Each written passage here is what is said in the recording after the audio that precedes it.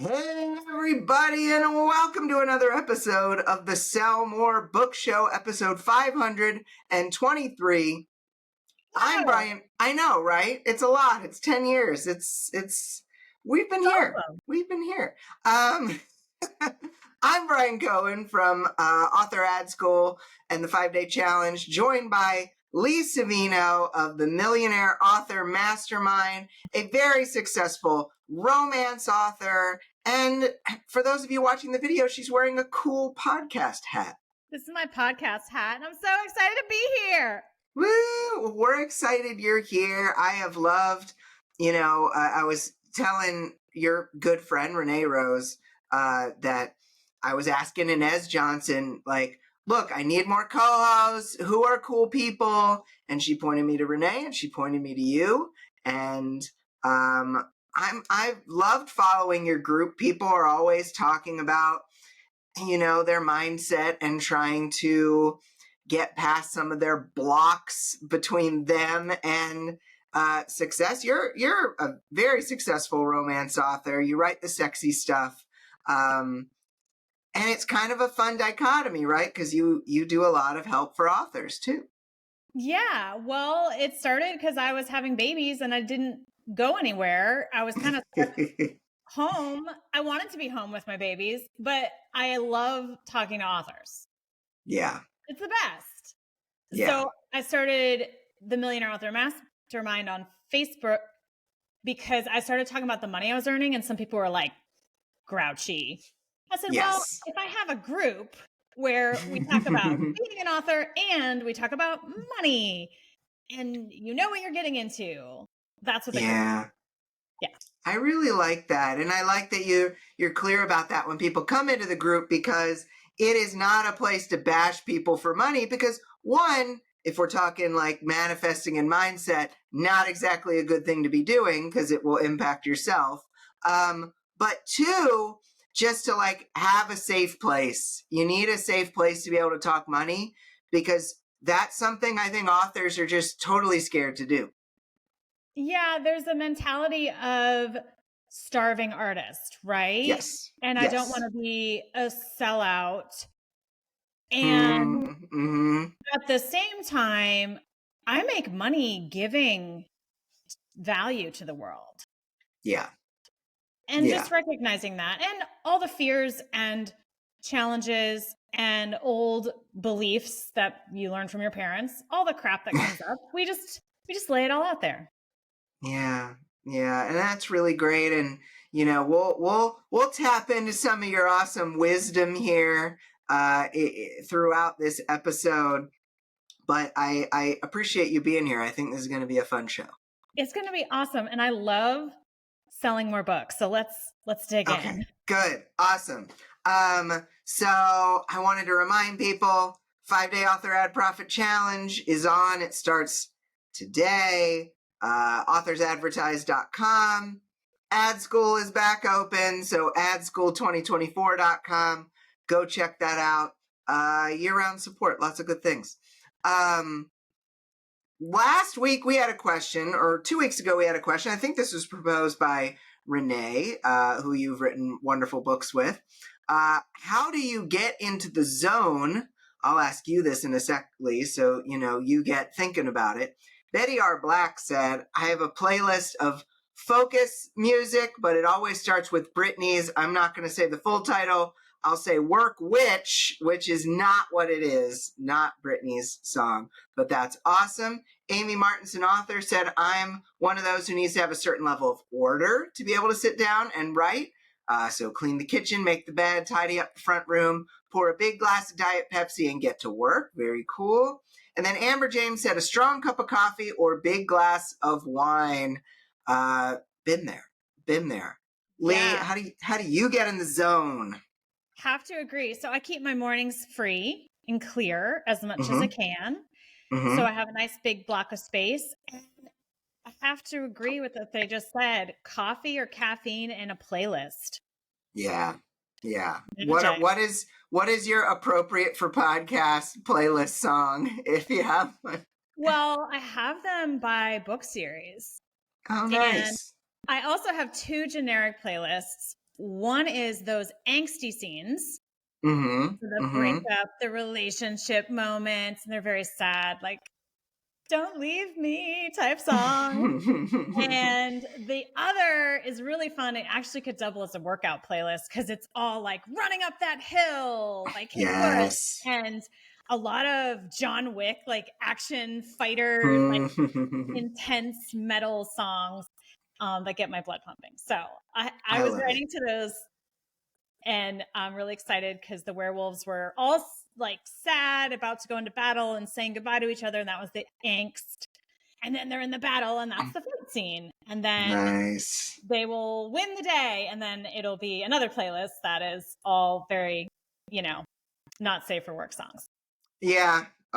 That's awesome. That's awesome. I've been a movie soundtrack guy for a while. I do Brain FM, which is really good with the binaural beats and everything. This totally came to me when you were talking about keeping your morning clear. When I'm scheduling a doctor's appointment, whether for me or my kid or I need to be there, I never just say yes to the first time they offer. Never. Right. 0% of the time.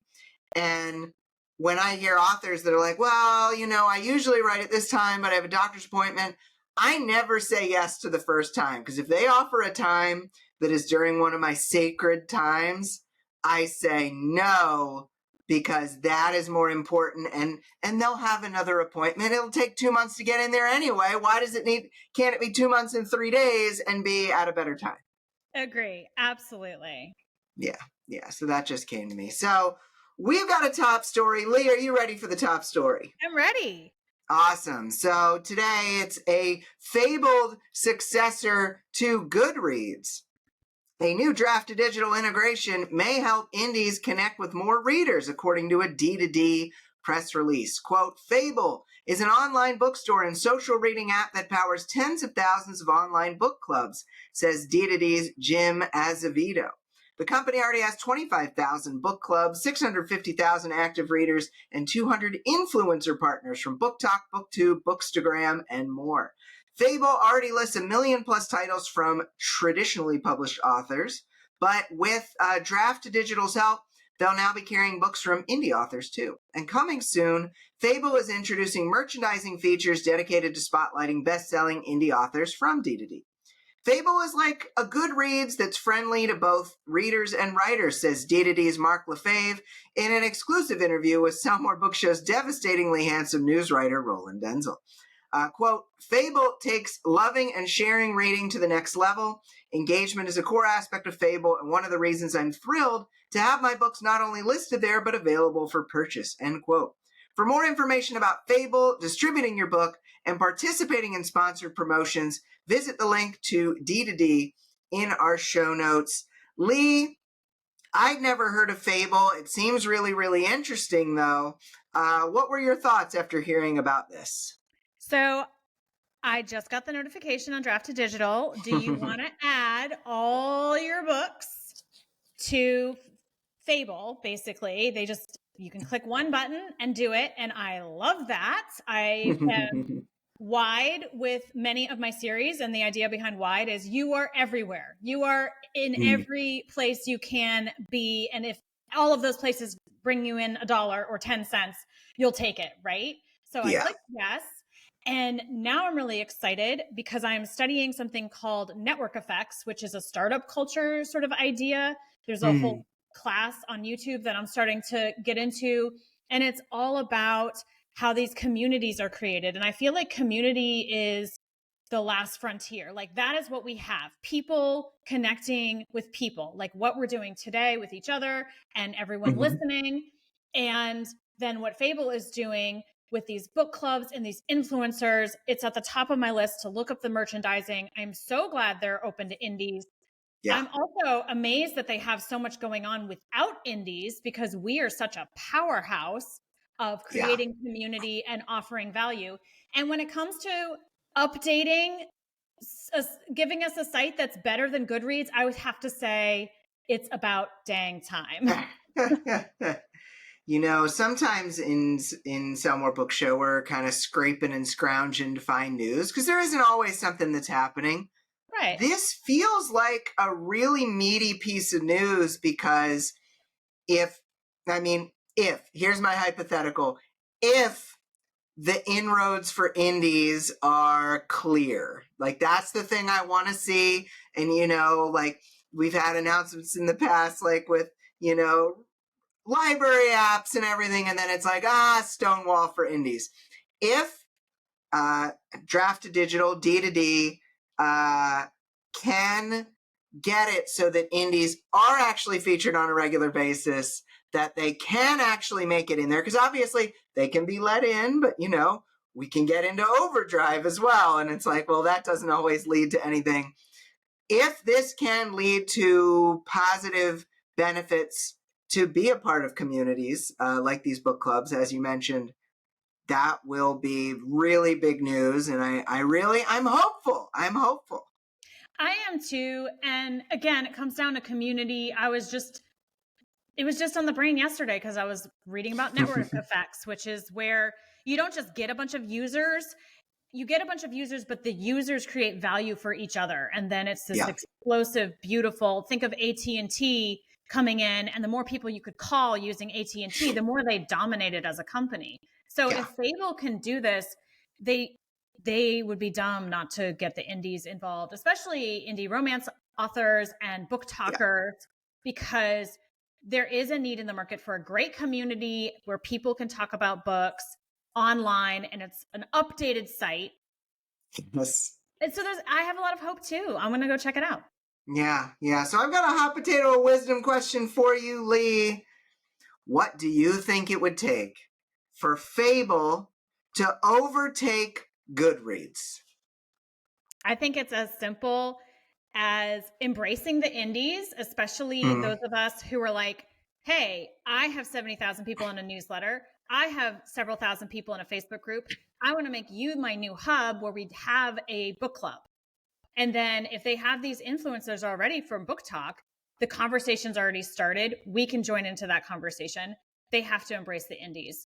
And it's getting to the point where indies don't need anybody, but people need us. Yes, we have gotten that big. I love that. You might have a question for me.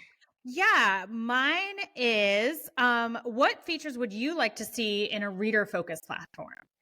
So many of what I would want to see in a reader-focused platform has to do with not doing things that Goodreads has done. Like maybe you can't review a book until it's released instead of being able to 1-star a book before it's even come out. For giveaways that actually make sense and can be easily tracked, and you get people's email addresses and have it all actually sync up in a way that's beneficial for the reader and for the author. And I think something that you mentioned, Lee, if us indies can make a book club for our readers on Fable, because let's face it, we don't really want to be on Facebook anymore. We really don't. Because there have been so many issues with groups lately. I just had to turn off a feature that was like, you want AI answering questions in your group, right? And I'm like, no, my goodness, please, no. And so if you can make it so it's easy for authors to bring their communities over, but still make sure that they still wholly own them, then this is a reader-focused platform I would enjoy. Agree. Yeah, so I'm interested. I feel like at the end of this episode, we're going to have a question of the week that we do, and I always defer to my guest co-host on these. Might have to be about this Fable stuff, so we'll keep this in mind. But I'm excited. Lee, it is the time known as the lightning round, which means I need a lightning sound out of you. Choo-choo! Ooh, I like that. It was almost like Pikachu shooting out lightning, which I liked. More like Marvel superhero. Ooh, yep. Comic book effect. Yeah, you could not see the hand motions that were used if you're just listening to the audio, but hand motions were used. Lee, we talk about mindset. You talk about mindset a lot. and you might need some splurging in your author business. Take care of yourself, treat yourself, to quote Parks and Rec.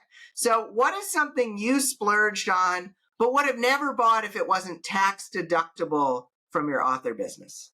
Oh, my husband does the taxes in our family, and he's afraid of my answer. I'd have to say last year was a trip to Florence. Amazing. It coincided with rare book signing for readers and my 10th year anniversary. So it was a tax deduction. And my very frugal husband was like, okay, we will do that. I might have to ask you what time of year that was, because I want to get my family to Italy at some point, but making it tax deductible would be a pretty smart way to handle that. Yeah. I think you've got a question for me. Yes. So tax time. Everybody had to file on the 15th in the US, which was Monday. If this is news to you, I hope you're going to be okay. What tips, Brian, do you have to make things easier next year? So for making taxes easier, I really think that having someone to ask questions to is so helpful. Ideally, that's an accountant. Ideally, that's an accountant who's worth their salt.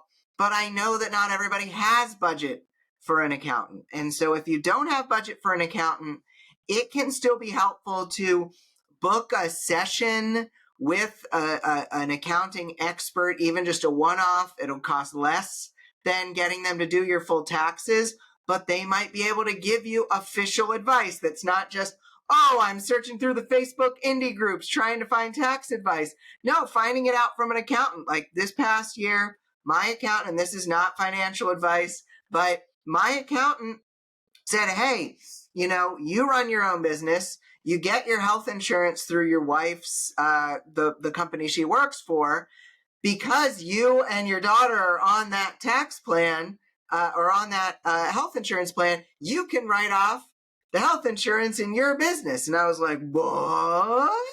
And I said, let's freaking do that, because health insurance is really, really expensive. Yeah. And so sometimes you get advice from someone who knows what they're talking about that can save you a whole lot of money. And that's the name of the game when it comes to taxes. That's awesome. Yeah, I was happy. So, yeah. You fund that trip to Italy. I know, that's for sure. That's for sure. That money's spent. But Lee, you write very spicy romance, and obviously to write spicy romance, you need to write very spicy scenes. When you were first getting into writing these and like getting comfortable with them, did you have to overcome any hangups when it came to writing the sexy stuff?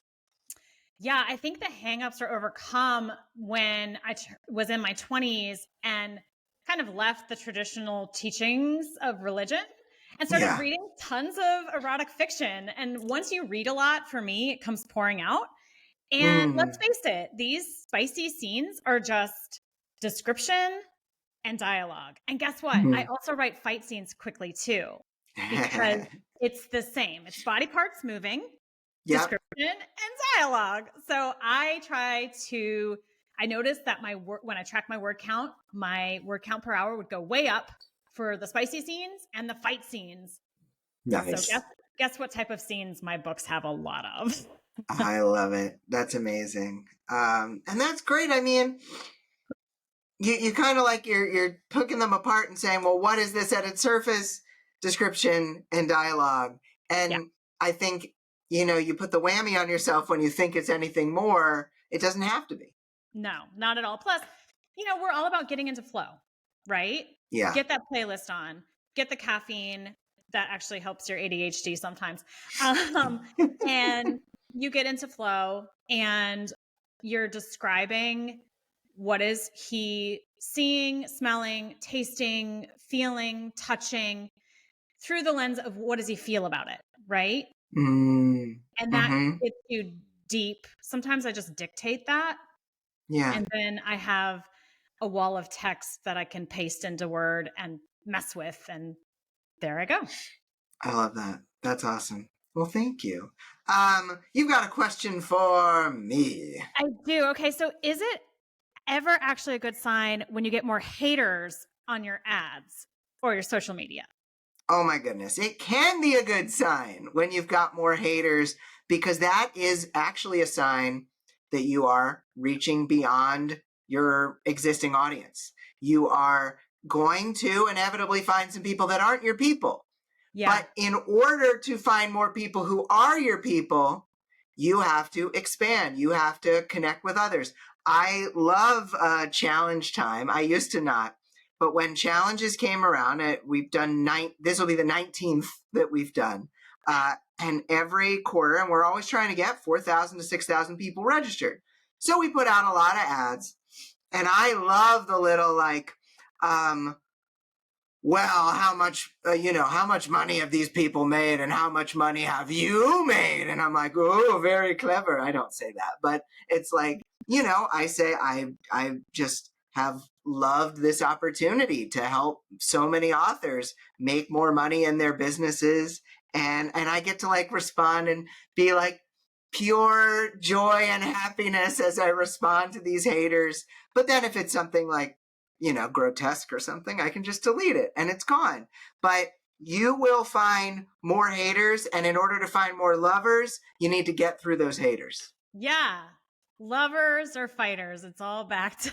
I know. It's back to the lovers or fighters. Oh, 100%. I love this mindset though, because, we all have 1-star reviews and we all felt, especially the newbie authors in the Millionaire Author Mastermind, they're like, and I'm like, well, congratulations. You're selling books to more than just your mom.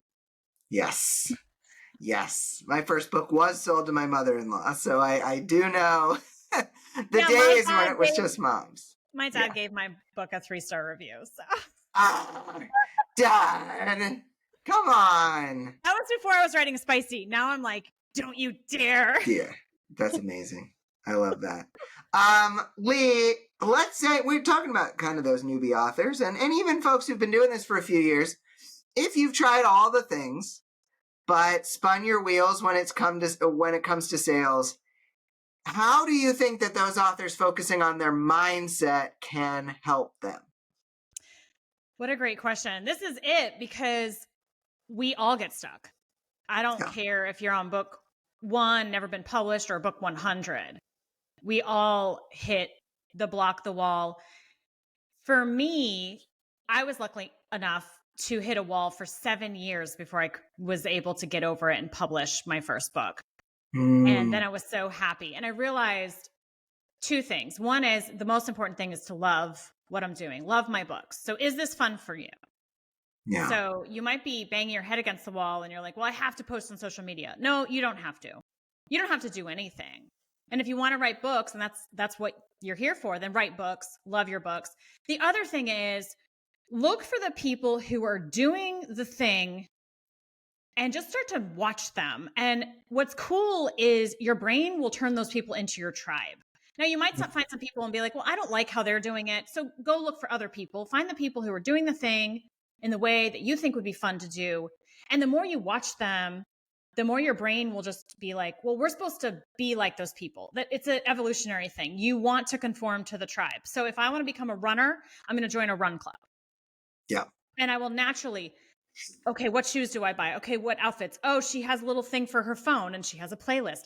I'll listen to that playlist too. And I'm just starting with like baby jogging, but I'm naturally making moves to conform to the tribe. So just by you guys showing up, listening to this podcast, we are in a tribe now together.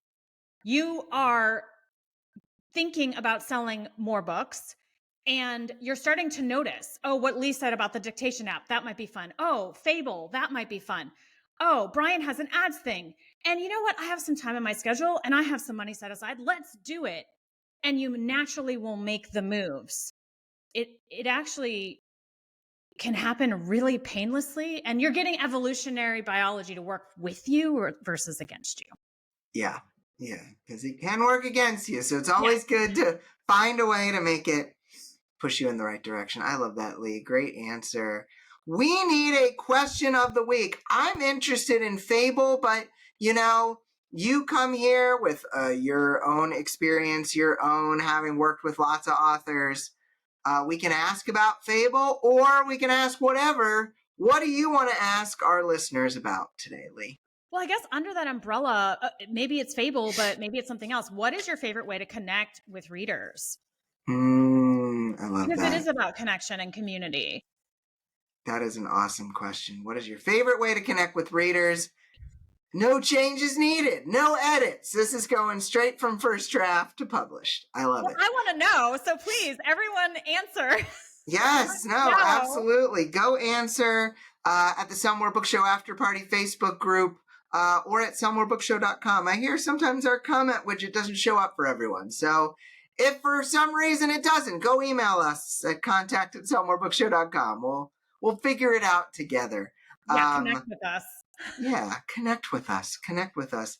Lee, this has been fun. You're coming back for next week's episode as well. And so, do you have any parting words of wisdom for our group here? My favorite piece of wisdom for new authors or authors who are stuck is go read a bad book.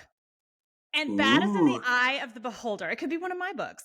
But whatever book it is, a good book will inspire you. You'll be like, wow, I want to write like this. It's aspirational. A bad book will motivate you because you will be like, I can do better than this. Oh, I love that. Great advice. Everyone should go check out Lee's Millionaire Author Mastermind group. It's fantastic. Thank you, Lee, for being here. This has been so fun. Thank you so much for having me. I'm loving it. Yay, good. Well, we'll have Lee back here next week. All week I'll be doing the challenge. Come check me out, authorsadvertise.com. And yeah, for Lee, I'm Brian. Have a great week of book selling, everybody. And we'll talk to you next week for episode 524. Bye.